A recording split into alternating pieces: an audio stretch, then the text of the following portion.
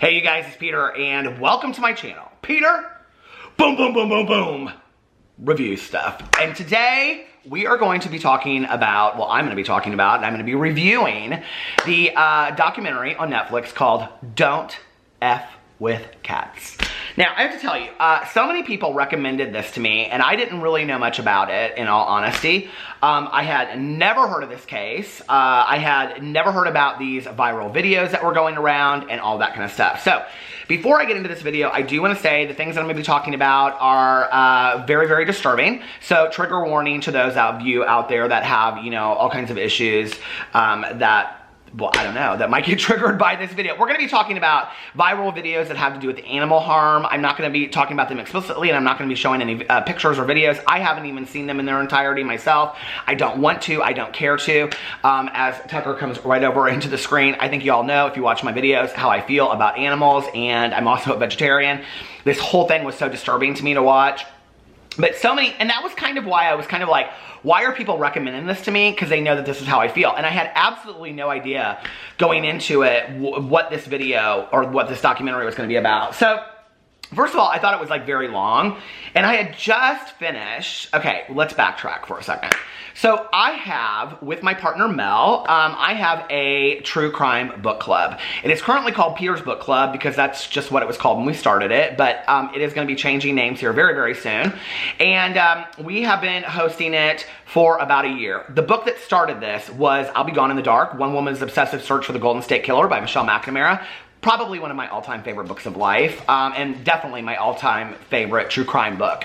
So we had read that in April 2 years ago, almost 2 years ago, and then because of our obsession with true crime podcasts, true crime documentaries, just talking about true crime, Mel and I decided that, and I will link her Instagram below as well, so you can go check out Mel. We decided that we were going to turn the book club into a all true crime book club. So I'm very well versed when it comes to true crime issues, okay? I just want to say that before we get into this. And the books, I can go through and tell you guys a lot of the books that we read in 2019. Please come join us for 2020. I will link it below. In January, for the January book, we are currently reading, well, I already finished it. Tell No One, I think, or If You Tell, and it's by Greg Olson. It's about this sadistic mother who is extremely abusive to her 3 daughters and was accused of murder and all this kind of stuff. So anyway, it was a disturbing book. And in talking about it on my channel, I did a lot of trigger warning things as well about that, because if you have a history of abuse, this would not be the book for you to read. And then in February, we are reading Mindhunter by John Douglas, because I want to watch the TV show, and I haven't watched the TV. Oh, I watched like 3 episodes of it and couldn't get into it. So I want to read the book. It's kind of, I think, a fundamental when you talk about true crime canon. Last year, we read The Stranger Beside Me about Ted Bundy. That was January. February, we read In Cold Blood by Truman Capote. It was so boring. And then we read the book by the BTK Killer's Daughter. Not my favorite book. In April, we read, I'm just going through this in case you guys want to know what kind of things we read over there and you'd like to join. We would love to have you. It's free. You don't have to do anything. We try to find books that you can get at your library, on Audible, on Amazon, on thrift books, wherever. And then April, we read Columbine because it's the 20th anniversary of Columbine, and that book by David Cullen changed me fundamentally as a person. I mean, it really, really profoundly changed me. I don't remember what, in May we read The Lost Girls, which they are turning into a Netflix documentary. I hope the Netflix documentary is better than the book, because the book sucked. It was horrible. I was so bored. And then in June, we read Killer Clown about John Wayne Gacy, probably one of my favorites of the year. It was extremely interesting. It was all from the point of view of the FBI and the police. July, what did we read in July? We did a summer of serial killers. So we read John Wayne Gacy, we read The Zodiac Killer, we read about Isaiah Keys, who, it was called American Predator. That book was fantastic, probably my second favorite book, next to I'll Be Gone in the Dark. Then we read about Richard Kuklinski, who was the contract killer for the mob. This has gone so long, hasn't it? And then what did we do for December? Oh, December we read The Good Nurse. November, what did we read? We read, so October was the mob book, and then I don't know what we read for November. I can't remember. Anyway, I should probably go back in here and look, but it just doesn't matter. In December, we read The Good Nurse, and we just did a live stream for that, and we're getting ready to do the live stream discussion for these dogs. Let me just tell you, have been crazy tonight. Do you hear this? I know, he's driving me crazy too, Tucker. But anyway, so I really love to watch and read and listen to things about true crime. I think I've just made that obvious. Okay, so anyway, I had been getting a lot of recommendations from people to go and watch the documentary called Confession Killer, and it was about Henry Lee Lucas. Okay, Henry Lee Lucas. I don't want to ruin it for anybody if you haven't watched it, because I will tell you like what I knew of Henry Lee Lucas and what I think of him now after watching this documentary are completely different. He was supposedly one of the most prolific serial killers of his time. Supposedly having killed over 300 people, yada, yada, yada, helping the police find them. Go watch the documentary. That is all I'll say. I mean, the documentary and all of the footage from the past is unbelievable. It is probably one of my favorite documentaries on true crime on Netflix. And I will tell you, like, the ones that I have watched that I loved, Making of a Murder, absolutely. The first and second I loved. I loved The Attorney in the second one. Kathleen Zellner. Is it Catherine Zellner? Kathleen Zellner. Oh! I love her so much when she's like, Brendan Dassey couldn't have done it because, well, we got the Jeep and Brendan Dassey couldn't have done it. I just lived for her when I watched that show. I binged that. I love that. I would love to meet that woman sometime in life. I mean, that is my goal. And people are like, who would you like to meet? It's like Oprah, Kathleen Zellner. Okay. So anyway, I loved that one. I love The Staircase. I thought that was so well done. Go watch the Barn Owl Theory on YouTube after you watch it. Not before, but after, I will say that. And then I've watched every true crime documentary that is on Netflix, Amazon Prime, all of them. Boo Radley, what's another one that we've watched that we liked? I can't remember. The only one that I did not love and I did not finish is the confession tapes about Ted Bundy. In January, after we read the book, I felt like, and had discussed it, and I'd watched videos and on and on and on, I felt like I was done with Ted Bundy. And sometimes I feel like that with some of these people. The Zodiac Killer is somebody that's still very, very interesting to me. I'm very interested in that case. And by the way, if the Zodiac Killer is still alive and out there, he or she would be 81 years old right now. So anyway, okay. So I'm very interested in this stuff. So when I started Don't F with Cats, people were like, this is about serial killers. And I was like, I thought it was about cats. I don't know about cats. I'm not a huge cat lover. I mean, they're okay. If you watch my vlog, you know I saved a little kitten at the post office the other day. But I don't, like, cats are not my thing. I don't know anything about cats. I thought this was going to be about cats, right? And it is, but it isn't. So you start watching this documentary. I got my good Ginny Tanya Jean to watch this documentary. Let me just tell you something, okay? She watched it with her husband, and I watched it by myself. I was terrified. I was absolutely terrified. And so it's about these online amateur sleuths that help solve this case of the serial. Well, he's not really a serial killer because he's only killed like one person. Is it only one person, I think? I think he's only killed one person. So anyway, now I can't remember, but that's enough, isn't it? The video is getting, I just want to say this really quickly, the documentary is getting some criticism for the fact that they didn't honor the victim more in the book. And his name was June Lin, I believe, the victim that was killed and is a major part of this situation or this documentary. But I will tell you that in reading and a lot of true crime and watching a lot of true crime and listening to podcasts, very little is ever said about the victims. You know, we glamorize these people that do these things and we never really pay homage to the victim. And I will tell you, because I read this book about the Golden State Killer, it was an Audible exclusive, actually, that's probably my second favorite book I've ever read. And it was called Evil Has a Name, and it was by Paul Holes, who was the investigator on the case for like 30 years. They did such a fantastic job of honoring the victim. And at the end, they had all the victims and the families of the victims speak on the Audible book. It was amazing. And so that, combined with the fact, I don't know if people know this, but I did several videos talking about Herb Baumeister. That was also the I-70 killer, but he killed like 29 gay men in Indianapolis in the mid to late, late 80s to early 90s. And I did a couple videos with him. A friend of mine said that we were at his house. That was during my days of being intoxicated. I've been sober for 25 years. I don't remember that.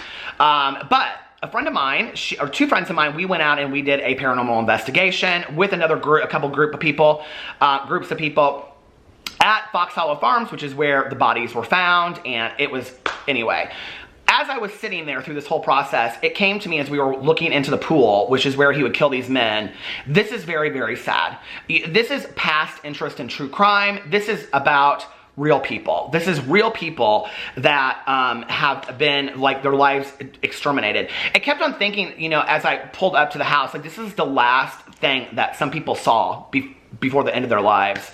And so it wasn't funny to me anymore. And so I will say that I looked at true crime in a completely different way at this point. I really do see how much do we honor the victims in all of this. And I will say that in Don't F with Cats, at the end of it, they show a little bit of the funeral, and they are respectful of the family enough. I wish they would have talked a little bit about Junlin a little bit more, but I thought that they did enough that you don't see a lot in other documentaries and other movies, so, and books, you know, so it wasn't enough, but it was, I mean, it was enough, but it wasn't a lot. That's what I will say. I think that going forward and talking about true crime, we need to focus more on talking about, in a positive way, the victims and what happened to them. So anyway, and I do judge books that way, and so I start watching this, and right out of the gate, and this is where I was talking about my good Judy, this Deanna Thompson comes out, okay? Now, Deanna Thompson is known on Facebook. She's got a fake Facebook account, and her name is I was telling my husband this at brunch last Sunday. He got laughing so hard. He goes, like the Beastie Boys song? I was like, exactly. Body moving, body moving. Okay, so anyway, oh, the dogs and cats are flying everywhere now. So anyway, don't F with dogs either, and well, I don't want to ruin it for anybody, but okay, I do want to say this really quick before I just screenshot it. I went back in to see if they did an actual trigger warning. And what I mean by that is, if you go watch like 13 Reasons Why, they put up a trigger warning at the beginning of the film, okay? That needs to be in movies like this. If you go back over and you look at Don't F with Cats, at the beginning of it, it's rated TV-MA, and it says disturbing images and animal harm. And literally, I have it screenshot and I have it pulled up. Like, let me show you. This is how big it is on your screen. I mean, you could not see that, right? I didn't see that going into it, and that's the only trigger warning that you get about all of this kind of stuff, right? And it's not animal harm, it's killing animals. I mean, it's that horrible. So you go in, and it's this Deanna Thompson, and I think I'm pronouncing her name right, and this John Green, and she's from Las Vegas, and he's from Los Angeles, and they're basically, she calls herself, she identifies herself as a computer nerd, okay, and that she logs on, and she just was so real. I mean, she's like, I was going through a bad breakup, I didn't really have a lot to do, I'd hang out with the dogs for a while, and then I'd get on the computer, and I loved it. By the way, the computer that she has, I have, and I'm going to be reviewing it on this channel. It's not my main computer, but I used it to write my book and start YouTube, and I loved that she had it, because it's one of my favorite computers of life. So I actually have it in a box sitting right over there, the new one, and I have to find the old one because I don't know where I put that. I may have thrown it away. I may have thrown her away. So anyway, they see these videos, okay, that are called, I think it's called One Boy, Two Kittens, and it's sick, you guys. Like, it is horrible, okay? And it's this guy, and he is killing these kittens in a plastic bag, and that's all I'm gonna say about it. So the entire internet goes crazy. And what's interesting about this is, I know it's hard to believe that I'm on YouTube and I have 5 channels and whatever, but I'm not a huge internet person. Like, I'm just not. And so I guess it's strange, but not really, that this was kind of missed on me. This was in 2010. I have never heard about these videos, okay? And there were like 3 of them in a series. He did 3 similar videos. So these 2, and I'm smiling because I told my good Judy Tanya, I said, we would be good friends with these people. Like, she's like, oh, that Deanna, she's like us. And she is. And I love this woman. I love her so much. And so they go in and they break down. They're trying to find out where he is, and he could be anywhere in the world, he or she. This person could be anywhere in the world. They don't know his reasoning behind it or whatever, but they know that he's gonna escalate and become a serial killer. So they break it down and they take each shot of each video and they look for clues in there, and they hunt these clues down, and I don't wanna ruin it for anybody, like I said, but they hunt these clues down and they find stuff, and it's like, oh my God. Well, that's the whole first episode, and then the second episode goes into they identify who the person is, okay? And I'm telling you, like, it is crazy town. Like, I could not believe the stuff they found, right? It's very scary too, because they don't know that at any given time that they're not gonna be found out, right? Which, that's all I'm gonna say. But anyway, so they go on and then the police get involved, and then it's like the police don't wanna listen to them because they're just computer nerds, supposedly is what they say, which is really sad, you know, and I understand, like, from a police point of view or from a detective point of view, you have to be very wary of what people are sending you. But they had literally been doing this research for like a year at this point, right? Like, they knew who this person was. And they had so much evidence and stuff about it. So anyway, I have to tell you, okay, 5 out of 5. It was fantastically done. My only issue with it is that they didn't have a huge trigger warning at the beginning of it. I honestly wish I wish they hadn't, okay, they showed a picture, I will tell you that. They show a picture of deceased cats in this picture. There was no reason to show that picture whatsoever, number one. Number two, I wouldn't have shown any of the videos. They show like you cannot see it. People are asking me left and right, like, do you see the videos, whatever. No, you don't see the videos. It's like they show a little bit of it at the bottom. They show him before he does these things. But it's enough, I will tell you, it's enough, especially with the sound in the background. There's one scene where she just closes the computer and she's like, I can't. And then later, you know, with another killing, they do show part of that video. It's enough that, like, if you're somebody that's extremely, I mean, like I told you, like, I read, watch, and listen to this stuff 24 hours a day, okay? But if you're somebody that's extremely sensitive to that kind of stuff, like, I think my mother back in the day, she could never have watched this documentary. It would have really stuck with her. I don't know if there was any reason to include all of that. I mean, it made a better documentary because you really, like, you could understand how they were doing things in the pictures. But they could have taken screenshots. The video playing with the sound in the background, like, was a lot. I mean, it really, really was a lot. And, you know, I know a lot of people that had to stop it. I literally watched those scenes like this. I was like, I mean, I didn't watch them. And I just waited until, you know, the next part. And even there's a detective in it at one part, or the detective is watching this other video, and she said she had to leave the room, you know? And so, I don't know, like, they don't show anything, like, they don't show him ever, like, kill a cat or a human being or anything like that, but they show the deceased cats. They show enough that you get an idea of how it all went down. I don't know, that part was a lot to me, and to be honest with you, I didn't find that to be the interesting part of it. I thought it was tragic and sad and really sick and disturbing.